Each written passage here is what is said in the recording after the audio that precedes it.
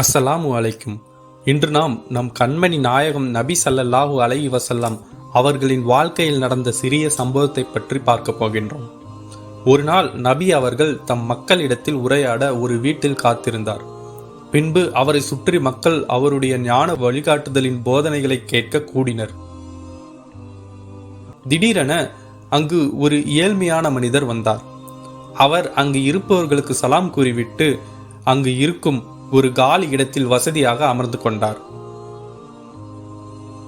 நபி அவர்கள், எல்லா முஸ்லிம்களும் சகோதரர்களாக இருக்கிறார்கள். ஒரு கூட்டத்தில் எந்த அந்தஸ்தையும் பொருட்படுத்தாமல் ஒருவர் எங்கு இடம் கிடைத்தாலும் உட்கார்ந்து கொள்ளுங்கள் என்று கூறினார்.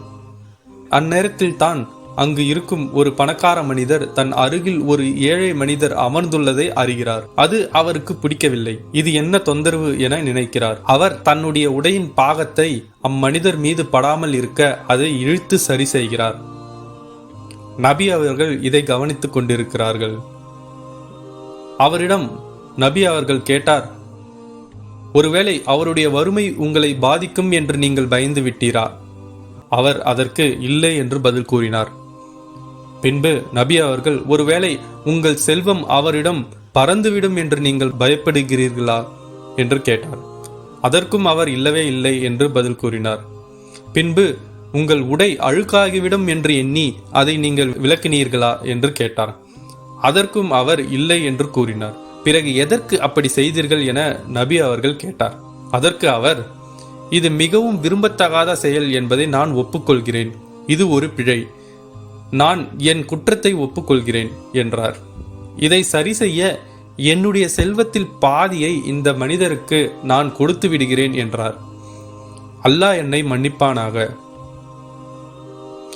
உடனே அந்த ஏழ்மையான மனிதர் எழுந்து, இதை நான் ஏற்றுக்கொள்ள மாட்டேன் யா ரசூலுல்லாஹ் என்று உரக்க கூறினார். அங்கு இருப்பவர்கள் இதை கேட்டு ஆச்சரியம் அடைந்தார்கள். இவர் ஒரு முட்டாள் என்று நினைத்தார்கள்.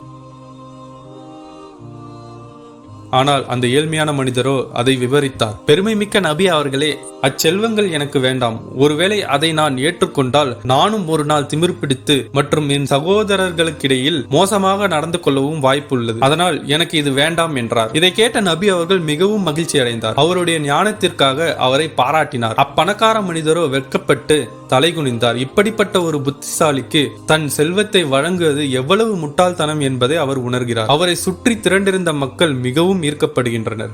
ஆகவே இக்கதையின் மூலம் விளங்குவது என்னவென்றால், செல்வம் என்பது பணம் மற்றும் வறுமையால் அளவிடப்படுவதில்லை. உண்மையான செல்வம் என்பது மற்றவர்களின் அந்தஸ்து, நிறம் மற்றும் நம்பிக்கையை பொருட்படுத்தாமல் இரக்கம் மற்றும் கருணை ஆகியவற்றால் உருவாக்கப்படுவதுதான் நிரந்தரமான செல்வம்.